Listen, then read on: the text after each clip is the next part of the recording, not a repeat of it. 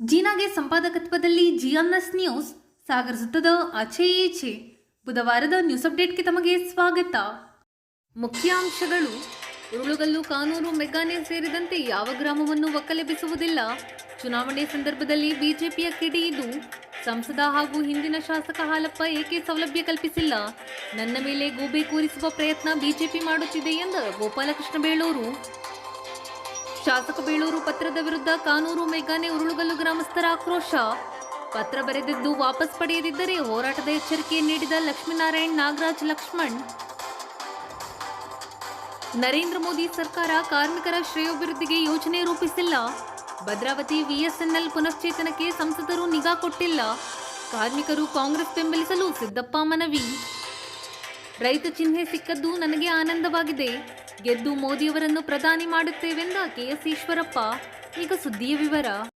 ಕಾನೂರು, ಮೆಗ್ಗಾನೆ, ಉರುಳುಗಲ್ಲು ಗ್ರಾಮಗಳಿಗೆ ಮೂಲಭೂತ ಸೌಲಭ್ಯ ಕೊಡಿ ಎಂದು ಪತ್ರ ಬರೆದಿದ್ದೇನೆಯೇ ವಿನಃ ಒಕ್ಕಲೆಬ್ಬಿಸಿ ಎಂದು ಅರಣ್ಯ ಸಚಿವರಿಗೆ ಪತ್ರ ಬರೆದಿಲ್ಲ.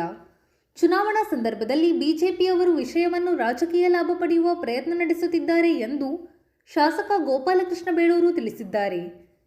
ಸಾಗರದ ಗಾಂಧಿ ಮಂದಿರದಲ್ಲಿ ಬುಧವಾರ ಕಾಂಗ್ರೆಸ್ ಪಕ್ಷದ ವತಿಯಿಂದ ಲೋಕಸಭಾ ಚುನಾವಣೆ ಹಿನ್ನೆಲೆಯಲ್ಲಿ ಕರೆಯಲಾಗಿದ್ದ ಕಾರ್ಯಕರ್ತರ ಸಭೆಯನ್ನು ಉದ್ದೇಶಿಸಿ ಅವರು ಮಾತನಾಡುತ್ತಿದ್ದರು. ಬಿಜೆಪಿ ಆರೋಪ ಮಾಡಿದ್ದಾರೆ, ಕೆಲವು ಸುದ್ದಿಗೋಷ್ಠಿ ಮಾಡಿ ನಿಮ್ಮ ಮೇಲೆ ಗಂಭೀರ ಆರೋಪ ಮಾಡಿದ್ದಾರೆ. ನಿನ್ನೆ ನಾನು ಎಲ್ಲ ಸಭೆಯಲ್ಲೂ ಹೇಳಿದ್ದೀನಿ, ಯಾವ ಕಾರಣಕ್ಕೂ ಯಾವುದೇ ಆ ಭಾಗದ ಜನರನ್ನ ಒಕ್ಕಲೆಬ್ಬಿಸುವಂಥ ಪ್ರಶ್ನೆ ಇಲ್ಲ. ಸಿಂಗಳಿಕೆ ಇರ್ಬೋದು, ಸೂಕ್ಷ್ಮ ಪ್ರದೇಶ ಇರ್ಬೋದು, ಯಾವುದೇ ಬಂದರೂ ಸಹ ನಮ್ಮ ಸರ್ಕಾರ ಇರೋವರೆಗೆ ನಿಮ್ಗೆ ಯಾವುದೇ ತೊಂದರೆ ಕೊಡೋದಿಲ್ಲ, ಧೈರ್ಯಗಿರಿ ಅಂತ ಹೇಳ್ಬಂದಿದ್ದೀನಿ ಎಲ್ಲ ಕಡೆ. ಆ ಊರಿಗೂ ನಾನು ಹೇಳಿದ್ದು ಮೂಲ ಸೌಕರ್ಯ ಕೊಡಿ ಅಂತ ಹೇಳಿದ್ದಷ್ಟೇ, ಅವ್ರನ್ನ ಹೊರಗಡೆ ತೆಗಿ ಅಂತ ನಾನು ಹೇಳಿದ್ದಲ್ಲ. ಅದು ಅವರಿಗೆ ಈಗಾಗಲೇ ಕೇಬಲ್ ಕಾರ್ ಬಗ್ಗೆ ಕೇಬಲ್ಲು ಹಾಕಿ ಕರೆಂಟ್ ಕೊಡಲಿಕ್ಕೂ ಸಹ ಮಾತಾಡಿದ್ದೀನಿ. ಮತ್ತು ರಸ್ತೆ ಕೊಡಬೇಕು, ಕ್ಲಿಯರೆನ್ಸ್ ಆಗಬೇಕು ಅಂತ ಅದ್ರ ಬಗ್ಗೆ ಚರ್ಚೆ ಆಗಿದೆ. ಆ ಊರಿಗೆ ಮೂಲ ಸೌಕರ್ಯ ಇಲ್ಲ, ಮೂಲ ಸೌಕರ್ಯ ಕೊಡ್ರಿ ಅಂತ ಕೇಳಿದ್ದೀನಿ. ಅವರು ಹೊತ್ತು ಬೇರೆ ಕಡೆ ಕೊಡಿ ಅಂತ ನಾನು ಎಲ್ಲೂ ಹೇಳಿಲ್ಲಲ್ಲ. ಯಾರೋ ಬಿ ಜೆ ಪಿಯವರು ತಪ್ಪು ತಿಳುವಳಿಕೆ ಮಾಡಿ ಚುನಾವಣೆ ಸಂದರ್ಭದಲ್ಲಿ ಅದನ್ನು ಗೊಂದಲ ಮಾಡಿದ್ದಾರೆ. ನಾನು ಊರುಗಲ್ಲಿಗೆ ಹೋಗಿ ನೋಡ್ಕೊ ಬಂದಿದ್ದೀನಿ. ಅವತ್ತು ಸ್ವತಂತ್ರ ಬಂದು ಇಷ್ಟು ವರ್ಷ ಆದರೂ ಸಹ ಅವರಲ್ಲಿ ಒಂದು ಇರುವಂಥ ಇದು ನೋಡಿದಾಗ ಬೇಜಾರಾಯಿತು. ನಾನು ಅವ್ರಿಗೆ ಮೂಲ ಸೌಕರ್ಯ ಒಂದು ಸೇತುವೆ ಕೊಟ್ಟರೆ ಆಗಲ್ಲ ಅಂತ ಅಲ್ಲಿ ಹೇಳ್ತಾ ಇದ್ದಾರೆ. ಏನೇ ಕೊಟ್ಟರು ಅಲ್ಲೊಂದು ದಾಟಕ್ಕೆ ದಾರಿ ಇಲ್ಲ. ಅವ್ರಿಗೆ ಒಂದು ಸೇತುವೆ ಕೊಡಬೇಕಂತ ಒಂದು 20 ಲಕ್ಷ ರೂಪಾಯಿ ಇಟ್ಟರು, ಅದು ಆಗುತ್ತೋ ಇಲ್ಲ ಡೌಟ್ ಆಗಿದ್ದರಿಂದ ಮೂಲ ಸೌಕರ್ಯಕ್ಕೆ ನೀವು ಒತ್ತು ಕೊಡಿ ಅಂತ ಸರ್ಕಾರ ಕೇಳಿದ್ದೀನಿ ಅಷ್ಟೇ. ಅವ್ರನ್ನ ಬೇರೆ ಕಡೆ ಶಿಫ್ಟ್ ಮಾಡಿ ಮೂಲ ಸೌಕರ್ಯ ಕೊಡೋ ಪ್ರಶ್ನೆ ಇಲ್ಲ. ಯಾಕಂದರೆ ಕಾಲಾಂತರ ಅಲ್ಲೇ ಬದುಕಿದ್ದಾರೆ, ಅಲ್ಲೇ ಇರಬೇಕು ಅವರು. ಅವರಿಗೆ ಮೂಲ ಸೌಕರ್ಯ ಅಂದರೆ ವಿದ್ಯುತ್ ಸಂಪರ್ಕ, ರಸ್ತೆ, ಮನೆಗಳು ಮತ್ತು ಸೇತುವೆಗಳು ಕೊಡಿ ಅಂತ ಕೇಳಿದ್ದೀನಿ. ಆದರೆ ಬಿ ಜೆ ಪಿಯವರು ಯಾರೋ ಒಂದು ಸ್ವಲ್ಪ ಸಣ್ಣಕ್ಕೆ ಒಂದು ಕಿವಿ ಹಚ್ಚಿದ್ದಾರೆ, ಅದರಿಂದ ಏನು ಪ್ರಯೋಜನ ಆಗೋದಿಲ್ಲ. ಯಾಕಂದರೆ ಉರುಳುಗಲ್ಲು ಬಗ್ಗೆ ನಾನು ಅಸೆಂಬ್ಲಿಯಲ್ಲೂ ಮಾತಾಡಿದ್ದೀನಿ. ಉರುಳುಗಲ್ಲು ಜನರಿಗೆ ನೀವು ಸೌಕರ್ಯ ಕೊಡಬೇಕು ಆ ಭಾಗದ ಜನರಿಗೆ ಅಂತ ಕೇಳಿದ್ದೀನಿ. ಬೇಗನೆಯವರಿಗೂ ರಸ್ತೆ ಆಗಬೇಕು ಅಂತ ಕೇಳಿದ್ದೀನಿ. ರಾಘವೇಂದ್ರ ಇಷ್ಟು ವರ್ಷ ಆಯ್ತಲ್ಲ, ಯಾಕೆ MP ಆಗಿ ನೀವು ಅವರಿಗೆ ಇದು ಕ್ಲಿಯರೆನ್ಸ್ ಕೊಟ್ಟಿಲ್ಲ? ಫಾರೆಸ್ಟ್ ಕ್ಲಿಯರೆನ್ಸ್ ನಿಮಗೆ ತಾಕತ್ತಿರಲಿಲ್ವಾ? ಯಾಕೆ ಕೊಟ್ಟಿಲ್ಲ ನೀವು? ನೀನು 15 ವರ್ಷ ಈ ಕ್ಷೇತ್ರದಲ್ಲಿ ಮಾಡಿದಿರಲ್ಲ, ನೀವು MP ಆಗಿದ್ದೀರಲ್ಲಪ್ಪ, ಯಾಕೆ ನಿಮ್ಗೆ ಇದಿರಲಿಲ್ವಾ? ನಿಮ್ಮದೇ ಸರ್ಕಾರಿ ಇತ್ತು ಸರಿ, ಹಾಲಪ್ಪದವ್ರು ಯಾಕೆ ಕಣ್ಣು ಮುಚ್ಚಿಗೆ ಕೂತಿದ್ರಿ ನೀವು?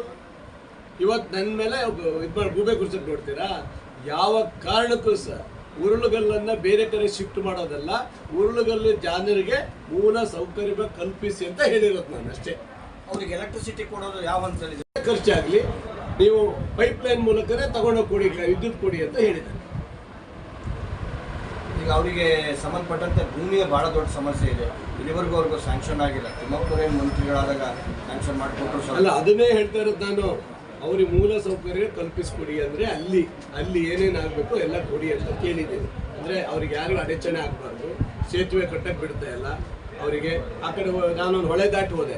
ಆ ಹೊಳೆ ದಾಟಿ ಹೋದಾಗ ನೋಡಿದೆ ನಾನು, ಪಾಪ ಹೆಂಗೆ ಹೋಗ್ತೀರಂದರೆ ಮಳೆಗಾಲದಲ್ಲಿ ಕಷ್ಟ ಸಾರುತ್ತಾರೆ. ಅದಕ್ಕಾಗಿ ಒಂದು ಸೇತುವೆ ಮಾಡಬೇಕು ಅಂತ ದುಡ್ಡಿಟ್ಟಿದ್ದೆ. ಅದಕ್ಕೆ ಕೇಳಿದ್ದೀನಿ, ಮೂಲ ಸೌಕರ್ಯ ಕೊಡಲಿಕ್ಕೆ ಎಲ್ಲ ಸೌಕರ್ಯನ ಅವ್ರಿಗೆ ಕೊಡಿ ಅಂತ ಕೇಳಿದ್ದೀನಿ.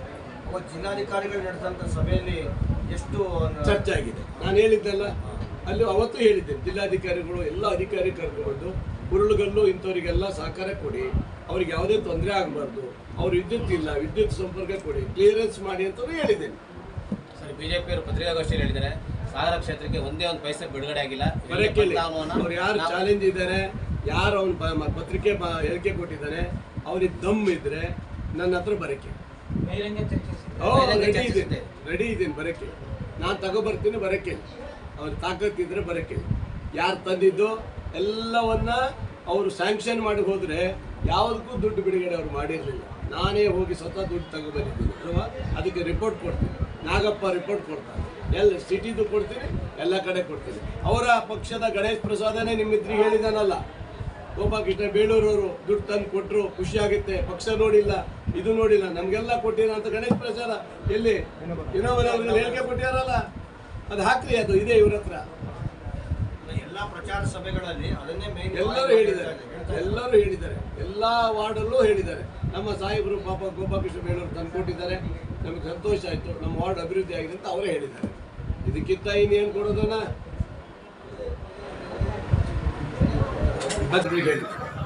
ನಿಮ್ಮ ಆಶೀರ್ವಾದದಿಂದ ಗೋಪಾಲಕೃಷ್ಣ ಬೇಳೂರು ಗೆಲ್ಲಿಸಿದ್ದಾರೆ. ನಿಮ್ಮ ಆಶೀರ್ವಾದದಿಂದ ಒಂದು ಕಾಂಗ್ರೆಸ್ ಸರ್ಕಾರ ಕೊಟ್ಟಿದ್ದಾರೆ. ನಾನಿಲ್ಲಿ MLA ಇದ್ದೀನಿ.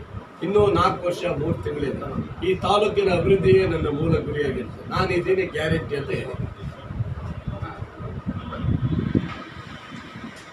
ಎಷ್ಟು ಜನ ಅಂದರೆ ಆ ಜನರ ಒಪಿನಿಯನ್ ಕೇಳಬೇಕು, ಖುಷಿಯಾಗಿ ಅಷ್ಟು ಚೆನ್ನಾಗಿತ್ತು.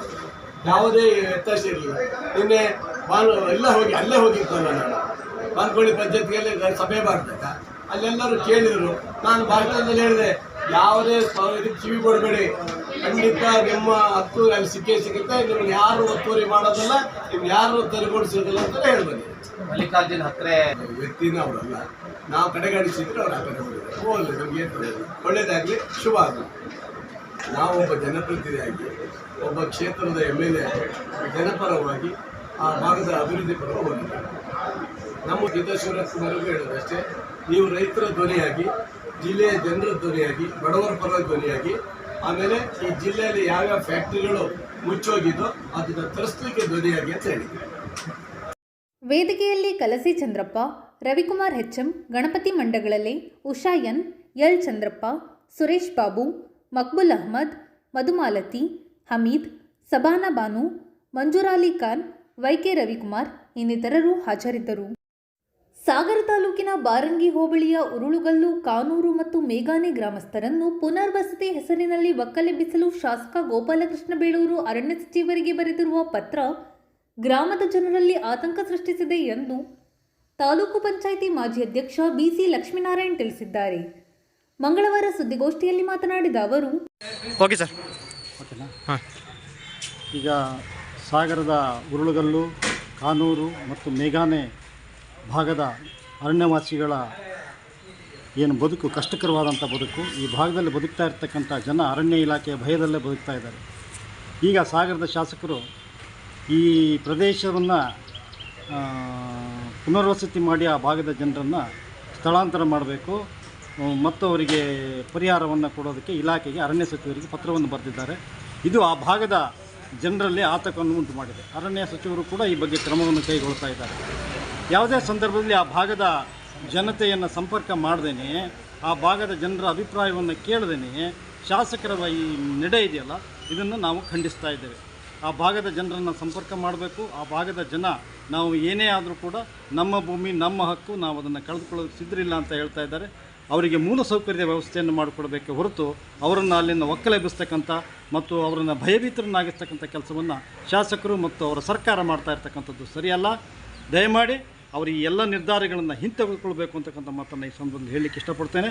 ಮತ್ತು ಪರಿಹಾರವನ್ನು ಅಂಥ ಅನಿವಾರ್ಯವಾಗಿ ಯಾರಿಗಾದರೂ ಪರಿಹಾರದ ಅಗತ್ಯ ಇದೆ ಅಂತ ಕೇಳ್ತಕ್ಕಂಥ ವ್ಯಕ್ತಿಗಳಿದ್ದರೆ ಅಂಥವ್ರನ್ನು ನೇರವಾಗಿ ಗುರುತಿಸಿ ಅವರಿಗೆ ನ್ಯಾಯವಾದಂಥ ಪರಿಹಾರವನ್ನು ನಿಗದಿ ಮಾಡಬೇಕೇ ಹೊರತು ಈ ಥರ ನಾಟಕ ಮಾಡಿ ಜನರನ್ನು ಹೆದರಿಸ್ತಕ್ಕಂಥ ಕೆಲಸವನ್ನು ಸರ್ಕಾರ ಆಗಲಿ ಮತ್ತು ಅದರ ಏಜೆನ್ಸಿಗಳಾಗಲಿ ಮಾಡಬಾರ್ದು ಅಂತಕ್ಕಂಥ ಮಾತನ್ನು ಈ ಸಂದರ್ಭದಲ್ಲಿ ನಾನು ಹೇಳಲಿಕ್ಕೆ ಬಯಸ್ತೇನೆ. ಆ ಭಾಗದ ಜನತೆ ಇದ್ದಾರೆ, ಅವರದ್ದು ಅಭಿಪ್ರಾಯ ಅಂತ. ಗ್ರಾಮಸ್ಥರಾದ ನಾಗರಾಜ್ ಸಾಲ್ಕೋಡ್ ಮತ್ತು ಲಕ್ಷ್ಮಣ್ ಮಾತನಾಡಿ,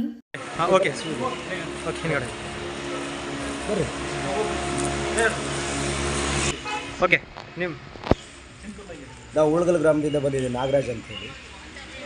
ಈಗ ಶರಾವತಿ ಅಭಯಾರಣ್ಯ ಉಳುಗಲ್ ಗ್ರಾಮದಲ್ಲಿ ನಾವು ವಾಸವಾಗಿದ್ದೀವಿ. ಸರ್ಕಾರನೇ ಸೂಚಿಸ್ತಕ್ಕಂಥ ಭೂಮಿಯಲ್ಲಿ 1960ರಲ್ಲಿ ನಮ್ಮನ್ನು ಸ್ಥಳಾಂತರ ಮಾಡಿ ಸರ್ಕಾರ ಉಳುಗಲ್ ಗ್ರಾಮಕ್ಕೆ, ಮೆಘಾನೆಗೆ, ಕಾನೂರು ಇನ್ನು ಕೆಲವು ಹಳ್ಳಿಗಳಿಗೆ ನಮ್ಮನ್ನ ಸ್ಥಳಾಂತರಗೊಳಿಸುತ್ತೆ.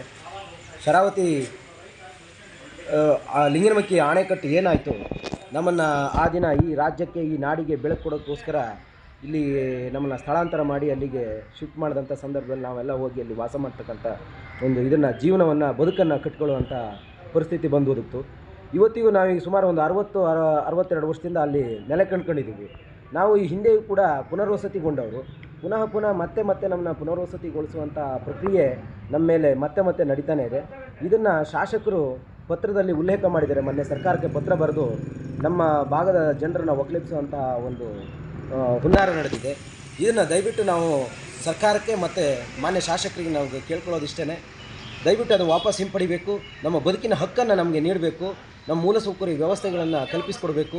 ರೋಡು, ರಸ್ತೆಗಳನ್ನು, ಶಾಲೆಗಳನ್ನು, ವಿದ್ಯುತ್ತನ್ನು, ಮೊಬೈಲ್ ಟವರ್ಗಳನ್ನ, ಇದನ್ನು ಅಗತ್ಯ ಮೂಲಸೌಕರ್ಯಗಳನ್ನು ಒದಗಿಸ್ಕೊಡ್ಬೇಕು.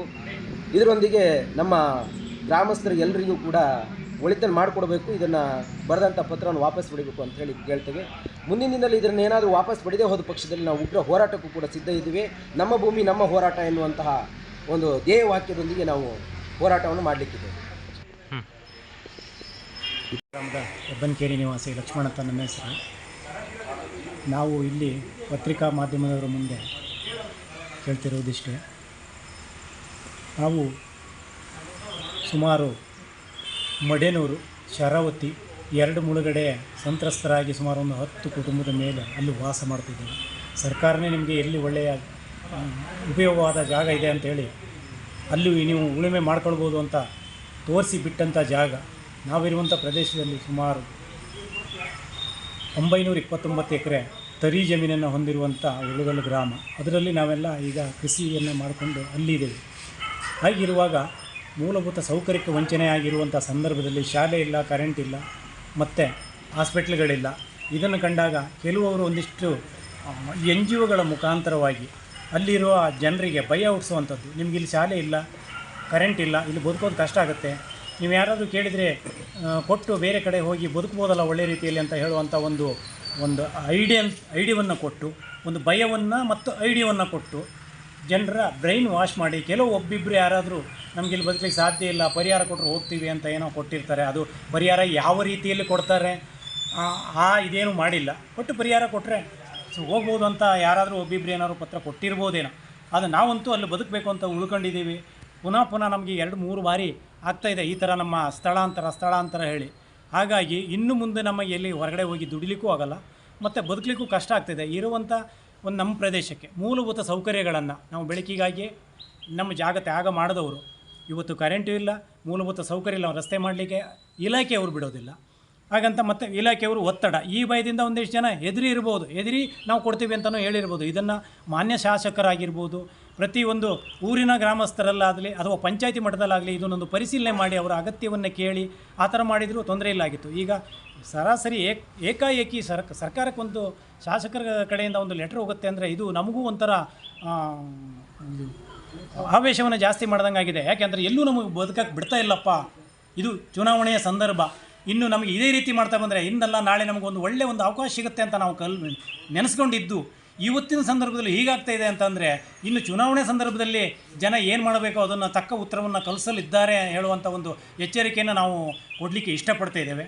ಅದರಲ್ಲಿ ಮತ್ತು ಇನ್ನೊಂದೇನು ಅಂತಂದರೆ ಶಾಸಕರಾಗಿದ್ದು ಒಂದು ಭಾಗದ ಶಾಸಕರಾಗಿದ್ದು ಜನಪ್ರತಿನಿಧಿಗಳ ಒಂದು ಜವಾಬ್ದಾರಿತನ ಏನು, ಜನರ ಸಮಸ್ಯೆ ಏನಿದೆ ಅನ್ನೋದನ್ನು ಸರಿಯಾಗಿ ವಿಚಾರಿಸಿ ಅವರಿಗೆ ಆದಂಥ ತೊಂದರೆಗಳನ್ನು ಸರಿಪಡಿಸುವುದೇ ಜನನಾಯಕರ ಒಂದು ಕೆಲಸ ಅಂತ ನಾವು ಅನ್ಸ್ಕೊಂಡಿದ್ದೀವಿ. ಅದನ್ನು ಮಾಡಬೇಕಲ್ಲದೆ ಅವರಿಗೆ ಒಂದು ಸಮಸ್ಯೆ ಇದೆ ಅಂತೇಳಿ ಏಕಾಏಕಿ ಯಾವ ಉದ್ದೇಶದಿಂದ ಮಾಡಿದಾರೋ ಅದು ಸರಿ ಅಂತ ನನ್ನ ಮನಸ್ಸಿಗೆ ಅನಿಸೋದಿಲ್ಲ. ಅದನ್ನು ಹಿಂಪಡೆದುಕೊಂಡು ಜನರಿಗೆ ಸೂಕ್ತವಾದ ಒಂದು ಸಲಹೆಯನ್ನು ಕೊಟ್ಟು ನಿಮ್ಮ ಬೆಂದಿಗೆ ನಾವು ಇದೀವಿ ಹೇಳುವಂಥ ಧ್ಯೇಯವಾಕ್ಯದೊಂದಿಗೆ ಜನರನ್ನು ಪ್ರೋತ್ಸಾಹಿಸಬೇಕಲ್ಲದೆ ಬೇರೆ ಇನ್ನೇನು ಮಾಡಲಿಕ್ಕೆ ಆಗೋದಿಲ್ಲ ನನ್ನ ಅಭಿಪ್ರಾಯ ಪ್ರಕಾರ. ಗೋಷ್ಠಿಯಲ್ಲಿ ಪ್ರಸನ್ನ ಕೊಳಚಗಾರು, ಮಹೇಂದ್ರ ಮೆಗ್ಗಾನೆ, ದಿನೇಶ್ ಆರೋಡಿ, ಓಮೇಂದ್ರ ಜೈನ್, ರಾಮಚಂದ್ರ ಇನ್ನಿತರರು ಹಾಜರಿದ್ದರು. ಕಾಂಗ್ರೆಸ್ ಆಡಳಿತದ 70 ವರ್ಷದಲ್ಲಿ ಏನೂ ಅಭಿವೃದ್ಧಿ ಮಾಡಿಲ್ಲ ಎಂದು ಅಧಿಕಾರಕ್ಕೆ ಬಂದ ನರೇಂದ್ರ ಮೋದಿ ನೇತೃತ್ವದ NDA ಸರ್ಕಾರ ಕಳೆದ 10 ವರ್ಷದಲ್ಲಿ ಕಾರ್ಮಿಕರು, ರೈತರು, ಜನಸಾಮಾನ್ಯರ ಅಭಿವೃದ್ಧಿಗೆ ತಂದ ಯೋಜನೆಗಳು ಅತ್ಯಲ್ಪ ಎಂದು ಬ್ಲಾಕ್ ಕಾಂಗ್ರೆಸ್ ಅಸಂಘಟಿತ ಕಾರ್ಮಿಕ ಘಟಕದ ತಾಲೂಕು ಅಧ್ಯಕ್ಷ ಕೆ ಸಿದ್ದಪ್ಪ ತಿಳಿಸಿದ್ದಾರೆ. ಬುಧವಾರ ಸುದ್ದಿಗೋಷ್ಠಿಯಲ್ಲಿ ಮಾತನಾಡಿದ ಅವರು,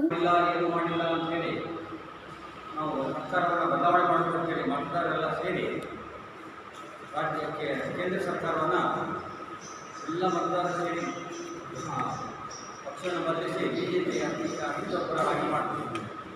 ಯಾಕೆ ಮಾಡ್ತಿದ್ರೆ 70 ವರ್ಷಗಳ ಕಾಲ ಕಾಂಗ್ರೆಸ್ಸು ಮಾಡದೇ ಇರ್ತಕ್ಕಂಥ ಕೆಲಸವನ್ನು ನಾವು ಮಾಡ್ತೀವಿ ಅಂತಕ್ಕಂಥ ಒಂದು ದೊಡ್ಡ ಎಲ್ಲರಿಗೂ ಆಸೆಯನ್ನು ಕೊಟ್ಟಿದೆ.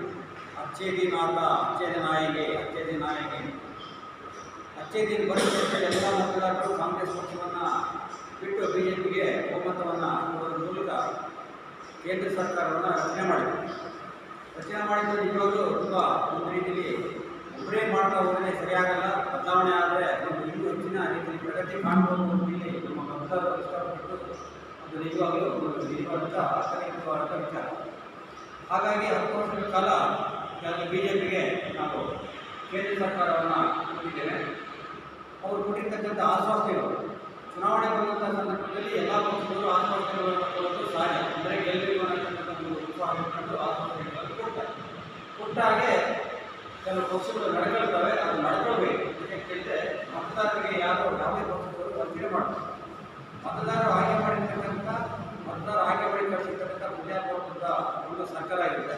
ಮತದಾರರಿಗೆ ಸಮರ್ಪಕವಾಗಿ ಎಲ್ಲ ನಾಗರಿಕರಿಗೆ ಎಲ್ಲ ಹಕ್ಕುಗಳನ್ನು ಕೊಡುವುದರ ಮೂಲಕ ಪ್ರತಿಯೊಂದು ಸರ್ಕಾರವನ್ನು ಸಹ ಸರ್ಕಾರ ರಚನೆ ಮಾಡ್ತಕ್ಕಂಥದ್ದು ನಡ್ಕೊಳ್ಬೇಕು.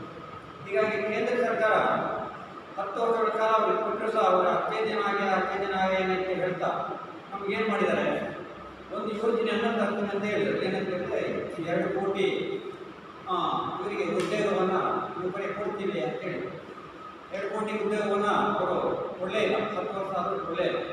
ಅದೇ ರೀತಿ ಅವರೇ ನಮ್ಮ ಯುವಕರೆಲ್ಲ ಸೇರಿ ಕಟ್ಟಲು ಕೇಳಂಥ ಸಂದರ್ಭದಲ್ಲಿ ಅವ್ರು ಹೇಳಿದ್ರು, ಇದು ಪಕೋಡ ಮಾರಿ ಮಾರಾಟ ಮಾಡಿ ಅಂತಕ್ಕಂಥ ಹೇಳ್ತಕ್ಕಂಥ ಮಾತುಗಳ ಹೇಳಿದ್ದನ್ನು ನಾವು ಕೇಳಿದ್ದೇವೆ ಮಾಧ್ಯಮಗಳ ಮೂಲಕ. ಈ ರೀತಿ ಸರ್ಕಾರ 10 ವರ್ಷಗಳ ಕಾಲ ಜನಗಳನ್ನು ಮೂರ್ಖನ್ನಾಗಿ ಮಾಡಿದೆ. ಮುಂದಿನ ದಿನಗಳಲ್ಲಿ ಯಾವುದೇ ಕಾರಣಕ್ಕೂ ಕೇಂದ್ರ ಸರ್ಕಾರ ಕಾಂಗ್ರೆಸ್ ಅಸ್ತಿತ್ವದ ಹಾಗೆ ಕಾಂಗ್ರೆಸ್ಸಿಗೆ ಎಲ್ಲ ಕಾರ್ಮಿಕರು, ಕೂಲಿ ಕಾರ್ಮಿಕರು, ರೈತ ಕಾರ್ಮಿಕರು ಪ್ರತಿಯೊಬ್ಬರು ಸಹ ಮತವನ್ನು ಕೊಡೋದ್ರ ಮೂಲಕ ಈಗಾಗಲೇ ಕರ್ನಾಟಕದಲ್ಲಿ 28 ಕ್ಷೇತ್ರಗಳಿವೆ. 28 ಕ್ಷೇತ್ರಗಳನ್ನು ಗೆಲ್ಲಿಸಿ ಕೇಂದ್ರ ಸರ್ಕಾರದ ಕಾಂಗ್ರೆಸ್ ಪಕ್ಷವನ್ನು ಅಸ್ತಿತ್ವವಾಗಿ ಈ 28 ಕ್ಷೇತ್ರಗಳು ಸಹ ಕರ್ನಾಟಕ ಗೆಲ್ಲುವಂತಹ ಸಾಧ್ಯತೆಗಳಿರೋದ್ರಿಂದ ಕಾಂಗ್ರೆಸ್ ಎಲ್ಲರೂ ಸಹ ಕಾರ್ಮಿಕರು, ಕೂಲಿ ಕಾರ್ಮಿಕರು, ಬಡ ಕಾರ್ಮಿಕರು ಪ್ರತಿಯೊಬ್ಬರು ಮತ ಕೊಡಬೇಕಂತೇಳಿ ಎಲ್ಲ ಮತದಾರರಲ್ಲಿ ನಾವು ವಿನಂತಿ ಮಾಡಿಕೊಳ್ತೇವೆ. ಜೊತೆಗೆ ರಾಜ್ಯ ಸರ್ಕಾರ ಮಧ್ಯ ಸರ್ಕಾರ ಇತ್ತು, ಅದು ಅನೈತಿಕ ಸರ್ಕಾರ ರಚನೆ ಮಾಡಿದ್ರು. ಆ ಸರ್ಕಾರ ಹೋದಂಥದ್ದಲ್ಲಿ ಪುನಃ ನಮ್ಮ ಸರ್ಕಾರ ಸಿದ್ದರಾಮಯ್ಯ ಸರ್ಕಾರ ಒಂದು ಆಶ್ವಾಸನೆ ಕೊಟ್ಟಿತ್ತು, 5 ಯೋಜನೆಗಳನ್ನು ನಾವು ಜಾರಿಗೆ ತರ್ತೀವಿ, ನಮ್ಮ ಸರ್ಕಾರಕ್ಕೆ ಬೆಂಬಲ ಕೊಡಿ ಅಂತ ಕೇಳಿದಂಥ ಸಂದರ್ಭದಲ್ಲಿ ಆ ಸರ್ಕಾರಕ್ಕೆ ಅಸ್ತಿತ್ವಕ್ಕೆ ಬರೋ ಹಾಗೆ ಬಹುಮತ ಸರ್ಕಾರ ಬರೋ ಹಾಗೆ ಎಲ್ಲರೂ ಬೆಂಬಲವನ್ನು ಕೊಟ್ಟಿದ್ದಾರೆ, ಮತವನ್ನು ಹಾಕಿದ್ದಾರೆ. ಇವತ್ತು ರಾಜ್ಯ ಸರ್ಕಾರ ಬಹುಮತದ ಸರ್ಕಾರ ಕಾಂಗ್ರೆಸ್ ಸರ್ಕಾರ ಅಸ್ತಿತ್ವದಲ್ಲಿ 5 ಯೋಜನೆಗಳು ಏನು ತಂದಿದ್ರು 5 ಯೋಜನೆಗಳು ಸಮರ್ಪಕವಾಗಿ 8 ತಿಂಗಳಲ್ಲಿ ಅಸ್ತಿತ್ವಕ್ಕೆ ಬಂದಿದೆ. ಆ ಯೋಜನೆಯನ್ನು ಪ್ರತಿಯೊಬ್ಬರೂ ಸಹ ಇದರಲ್ಲಿ ಪಕ್ಷಾತೀತವಾಗಿ BJP, ಕಾಂಗ್ರೆಸ್ ಮತ್ತು ಪ್ರತಿಯೊಬ್ಬರು ಸಹ ಅದರ ಯೋಜನೆಯನ್ನು ಪಡಿತಾ ಇದೆ. ಯಾವುದೇ ಥರದ ವ್ಯತ್ಯಾಸಗಳಲ್ಲಿ ಕಂಡು ಬರ್ತಾ ಇದೆ. ಯಾಕೆ ಕೇಳಿದರೆ ಪ್ರತಿಯೊಬ್ಬರು ಬರ್ತಾರೆ, BJP ಆಗಿದ್ದು ಕಾಂಗ್ರೆಸ್ನ ಪ್ರತಿಯೊಬ್ಬರಿಗೆ ಇದು ಸಮಾನತೆಯಿಂದ 5 ಯೋಜನೆಗಳು ಸಮರ್ಪಕ ಜಾರಿಗೆ ಬಂದಿದೆ.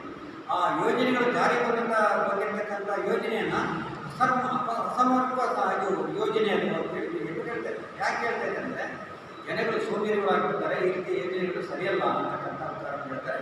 ಮುಂದಿನ ದಿನಗಳಲ್ಲಿ ನಾವು ಬಂದರೆ ಅದನ್ನು ಏನು ಮಾಡಬೇಕು ಅಂತೇಳಿ ಅದು ನಾವು ಇದಕ್ಕಿಂತ ಪ್ರಶ್ನೆ ಬಂದಿಲ್ಲ, ನಾವು ಏನು ಮಾಡಬೇಕು ಮಾಡ್ತೀವಿ ಅಂತೇಳಿ ಹೇಳ್ತಕ್ಕಂಥ ಆ ದೃಷ್ಟಿಯಿಂದ ಈಗಾಗಲೇ ನಮ್ಮ ಶಿವಮೊಗ್ಗ ಜಿಲ್ಲೆ ಒಳಗೆ ದೊಡ್ಡ ಕಾರ್ಖಾನೆ 15,000 ಜನ BSNL ಕೆಲಸ ಮಾಡ್ತಕ್ಕಂಥದ್ದು. ಕಾರಣ ನಿಂತು ಸುಮಾರು ವರ್ಷಗಳಿಂದ ಅಲ್ಲಿರ್ತಕ್ಕಂಥ ಕಾರ್ಮಿಕರಿಗೂ ಸಮಸ್ಯೆ ಆಯಿತು. ಮತ್ತು ಸಮಸ್ಯೆ ಆದರೂ ಸಹ ಅವ್ರನ್ನ ಸಮಸ್ಯೆಗೆ ಸ್ಪಂದಿಸುವವರು ಯಾರು ಇಲ್ಲ. ಈ 10 ವರ್ಷ ಈ ಸಂಸದರಾಗಿ ಹೋಗಿ ಕೇಂದ್ರದಿಂದ ಇರತಕ್ಕಂಥ ನೆರವನ್ನು ತಂದು ಅದನ್ನು ಪುನಃ ಸ್ಥಾಪನೆ ಮಾಡ್ತಾರೆ. ಅದನ್ನು ಮಾಡಲೇ ಇಲ್ಲ. ಈ ಸಹ ನೆನಪು ಇದೆ. ಅದನ್ನು ಮಾಡ್ತೀವಿ ಅಂತೇಳಿ ಪ್ರತಿ 5 ವರ್ಷಕ್ಕೊಬ್ಬರಿ ಚುನಾವಣೆ ಬಂದಾಗ ಅದರ ಗಮನಕ್ಕೆ ತರ್ತಾರೆ. ಚುನಾವಣೆ ಮುಗಿದ ನಂತರ ಅದಕ್ಕೆ ಬರೀ ಗಮನ ಹರಿಸ್ತಾ ಇರುತ್ತೆ. ಅದು ಕಾರ್ಮಿಕರ ಬಂದಿಲ್ಲ, ಅದು ನೆನಪು ಬಿದ್ದಿದೆ. ಆಗಲೇ ಅದರ ಸಾವಿರಾರು ಕೋಟಿ ಆಸ್ತಿ ಇದೆ, ಸಾವಿರಾರು ಕೋಟಿ ವ್ಯಕ್ತಿಗಳಿದೆ. ಅದೆಲ್ಲ ಮಾಡಿದ್ರೆ ಸಾಕಷ್ಟು ಕಾರ್ಮಿಕರಿಗೆ ಉದ್ಯೋಗ ಸಿಗ್ತಕ್ಕಂಥದ್ದಿದೆ. ಅದರಿಂದ ಈ ನಮ್ಮ ಶಿವಮೊಗ್ಗ ಜಿಲ್ಲೆಯಿಂದ ನಾವು ನಮ್ಮ ಸಂಸದನ್ನು ಇಲ್ಲಿ ಗೀತಾ ರಾಜ್ಕುಮಾರನ್ನು ಗೆಲ್ಲಿಸಿ ಕಳಿಸಿದ್ದೆ. ಅದನ್ನು ಹೊರಚೇತನಕ್ಕೆ ಅನುಕೂಲ ಆಗುತ್ತೆ ಅಂತ ರೈತ ಇದ್ರೇ ಇವತ್ತು ನಾವು ಬದುಕೋದು. ರೈತ ಬೆಳೆಯತಕ್ಕಂಥ ಆಹಾರವನ್ನು ನಾವು ಬರ್ತಕ್ಕಂಥದ್ದು.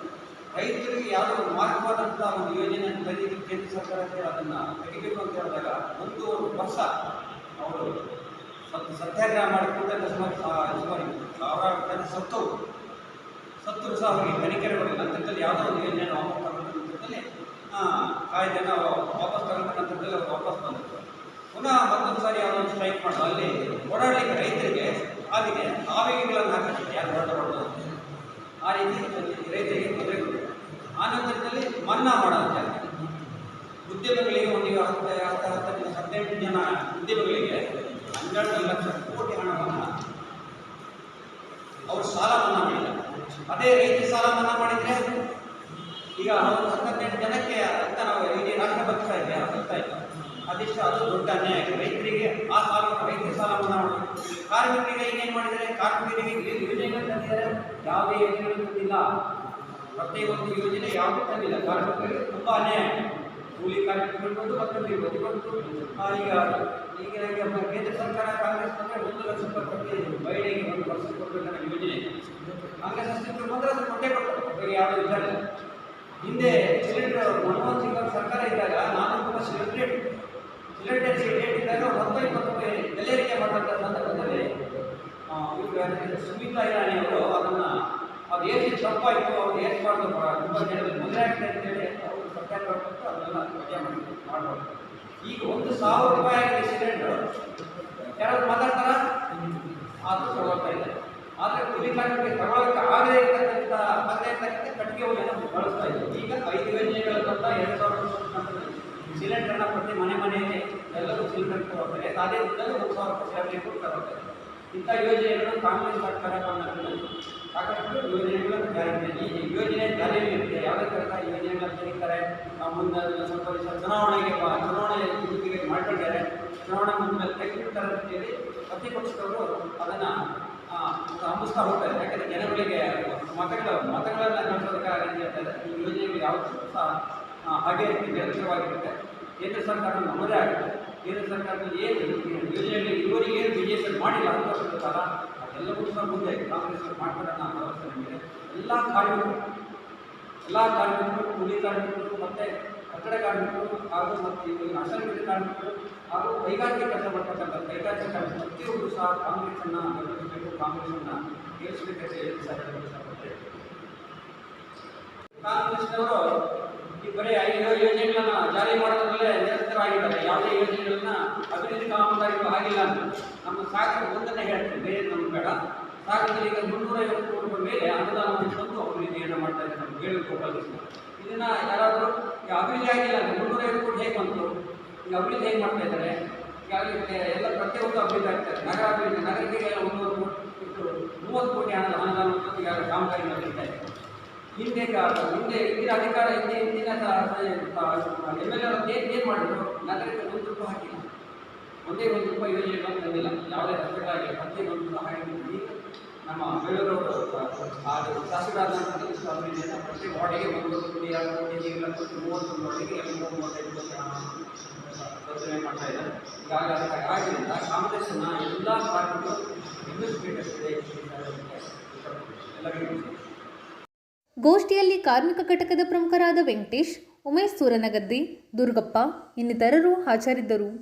ನನಗೆ ಅತ್ಯಂತ ಸಂತೋಷ ಕೊಡುವ ರೈತನ ಚಿಹ್ನೆ ಸಿಕ್ಕಿದ್ದು ಚುನಾವಣೆಯಲ್ಲಿ ಅತಿ ಹೆಚ್ಚಿನ ಅಂತರದಿಂದ ಗೆಲ್ಲುವ ವಿಶ್ವಾಸವಿದೆ ಎಂದು ಶಿವಮೊಗ್ಗ ಲೋಕಸಭಾ ಕ್ಷೇತ್ರದ ಸ್ವತಂತ್ರ ಅಭ್ಯರ್ಥಿ KS ಈಶ್ವರಪ್ಪ ತಿಳಿಸಿದರು. ಸಾಗರದ ರಾಷ್ಟ್ರಭಕ್ತರ ಬಳಗದ ವತಿಯಿಂದ ಮಂಗಳವಾರ ಏರ್ಪಡಿಸಿದ್ದ ಕಾರ್ಯಕರ್ತರೊಂದಿಗೆ ಸಮಾಲೋಚನಾ ಸಭೆಯಲ್ಲಿ ಮಾತನಾಡಿದ ಅವರು, ಪ್ರತಿದಿನವೂ ಕೂಡ ಯಡಿಯೂರಪ್ಪನವರು, ವಿಜೇಂದ್ರವರು, ರಾಘವೇಂದ್ರವರು ಒಂದು ರೀತಿಯ ಕನ್ಫ್ಯೂಷನ್ ಮಾಡ್ತಾಯಿದ್ರು. ಇನ್ನೂ ಅವ್ರು ವಾಪಸ್ ತೊಗೋತಾರೆ ಅಂತ ಎಲ್ಲ ನಾನು 100 ಸರಿ ಹೇಳ್ತಿದ್ದೆ, ನಾನು ಯಾವ ಕಾರಣಕ್ಕೂ ವಾಪಸ್ ತೊಗೊಳಲ್ಲ, ನಿಲ್ತೀನಿ ಅಂತ. ಈಗ ಅವ್ರು ಉಚ್ಚಾಟನೆ ಮಾಡೋದ್ರಿಂದ ಇನ್ನು ಅವ್ರು ಏನು ಹೇಳೋಕ್ಕಾಗಲ್ಲ. ಇಡೀ ರಾಜ್ಯ ಜನಕ್ಕೆ ಗೊತ್ತಾಯಿತು ಈಶ್ವರಪ್ಪ ನಿಲ್ತಾರೆ ಅಂತ. ಅದಕ್ಕೆ ನಾನು ಸ್ವಾಗತ ಮಾಡ್ತೀನಿ. 1.